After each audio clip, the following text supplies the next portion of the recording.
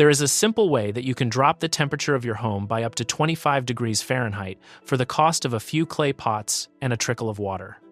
It is a cooling system that outperforms modern air conditioning in extreme heat, consumes 80% less energy, and requires no chemical refrigerants, no compressors, and no complex electronics.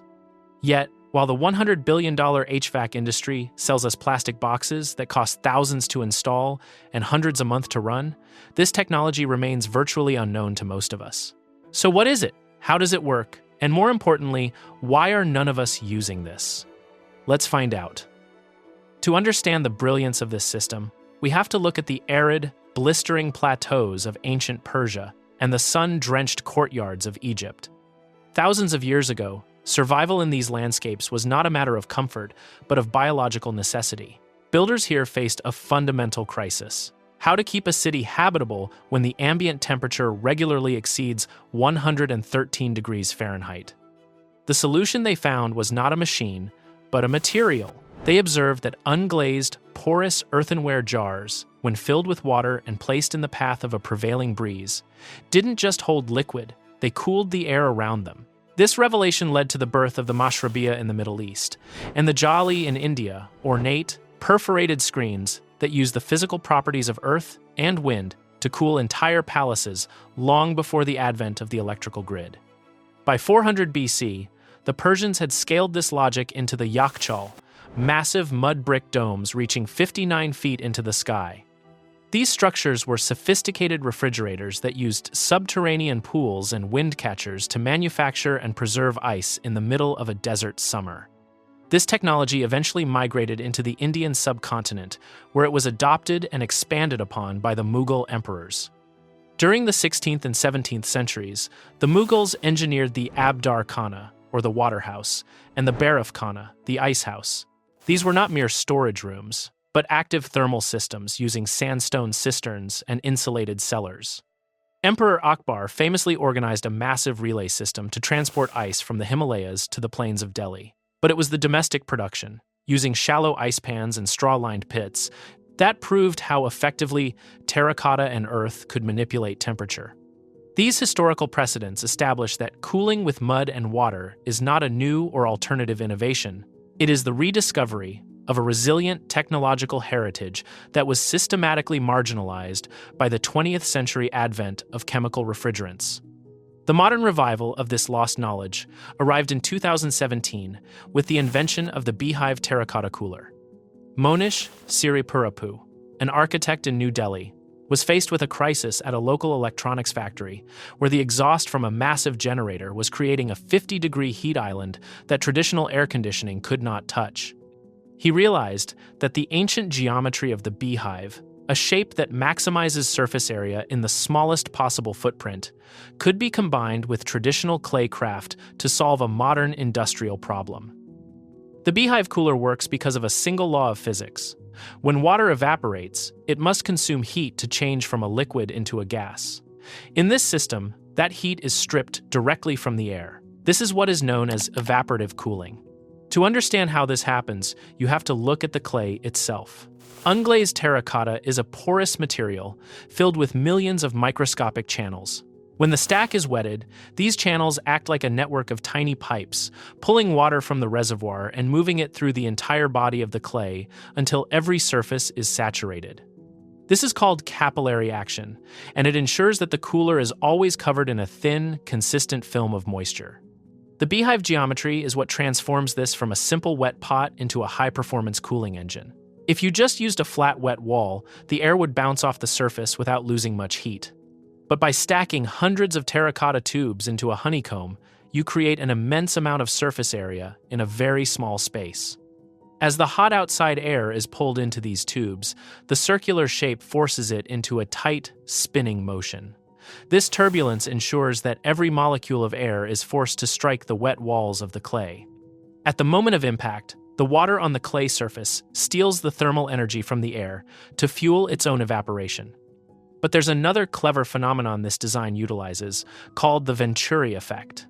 Because the air is being squeezed into narrow openings, its velocity increases.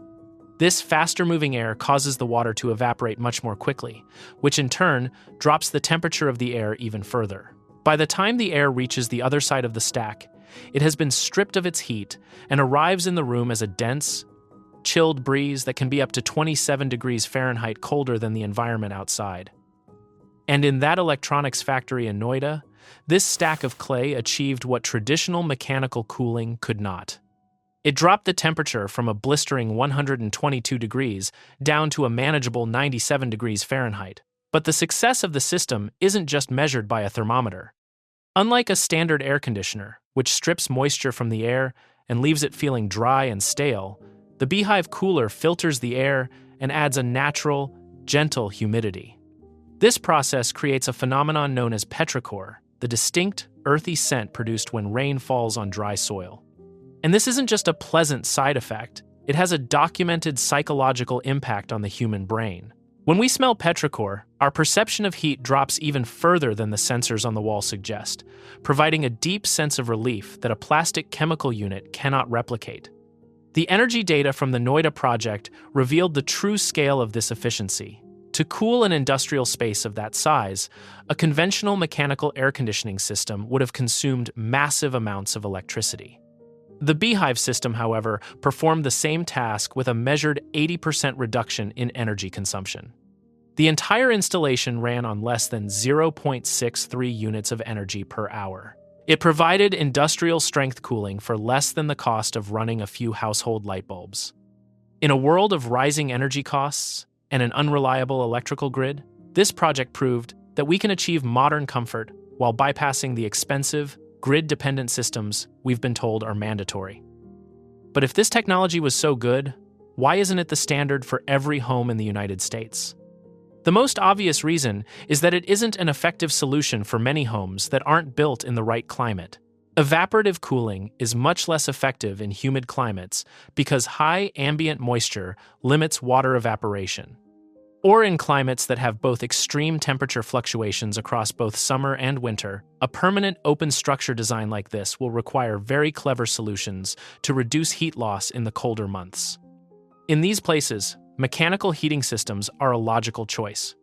But there are plenty of homes located within the Sunbelt where the Beehive structure would prove to be a powerful, passive cooling system. And for these homes, the barrier is less about instability and more about the way our economy is structured. The global cooling market is dominated by a handful of massive corporations that rely on a cycle of high-margin sales and planned obsolescence. An air conditioning unit is a complex machine with hundreds of moving parts, designed to be serviced annually and replaced entirely every 10 to 15 years. There is no recurring revenue in a stack of clay pots that can last for half a century. You cannot sell someone a technology that they can build themselves from the earth beneath their feet, so the industry simply ignores it. And in the United States, this system is safeguarded by our rigid building codes. For the last 50 years, American homes have been designed as airtight, plastic-wrapped boxes.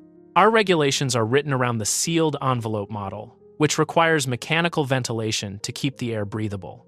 The Beehive cooler, on the other hand, is a breathing system. It requires a constant exchange of air with the outside environment to function. Because it doesn't fit into the standardized efficiency ratings used by building inspectors, it is often legally excluded from primary residences before the first brick is even laid. Developers and landlords also have little interest in solutions like this, as they will often just choose the cheapest cooling system to install, the standard electric AC unit, because they aren't the ones paying the monthly utility bills.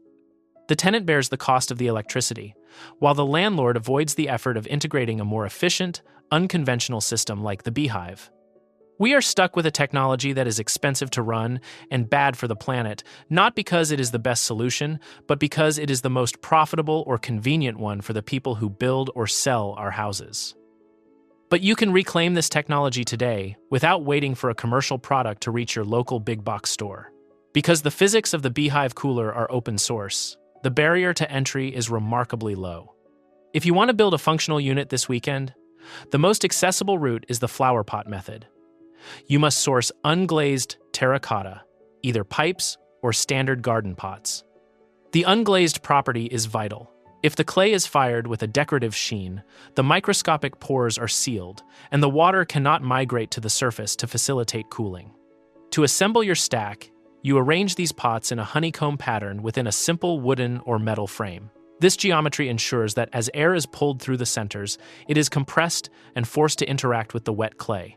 And if you want to automate the system, you place a small 12-volt fountain pump in a reservoir at the base and run a plastic manifold to the top. This pump slowly drips water over the stack, keeping the clay saturated. By connecting this pump to a small 20-watt solar panel, you create a self-regulating machine. As the sun gets hotter, the pump works harder, and the cooling increases exactly when you need it most. But for those looking for a more professional or industrial-scale installation, Ant Studio in New Delhi, led by Monish Siripurapu, offers specialized design services. They have evolved the Beehive from a single factory experiment into a modular system that can be integrated into the facades of large buildings. While they are based in India, their work has sparked a global movement of architects and makers who are adapting these terracotta modules for different climates. If you are looking for hands-on training to master the integration of these systems into sustainable architecture, organizations like the Center for Science and Environment in India and various permaculture institutes in the United States and Europe provide workshops on passive cooling and vernacular building techniques. The Beehive Cooler is a 4,000-year-old answer to a modern problem. It shows us that we don't have to be trapped by the power grid to stay comfortable in a hot world. By using the way water moves through porous clay to soak up heat, we can cool a home for the price of a few garden pots and a small solar pump. A lot of the solutions we talk about on this channel were marginalized because they weren't profitable enough to sell. If you find this sort of knowledge valuable, then subscribing and sharing is the best way to make sure it doesn't disappear again. And if you want to see how this same principle of evaporative cooling led to the creation of an off-grid fridge that saved thousands of Nigerians, then that video is up next.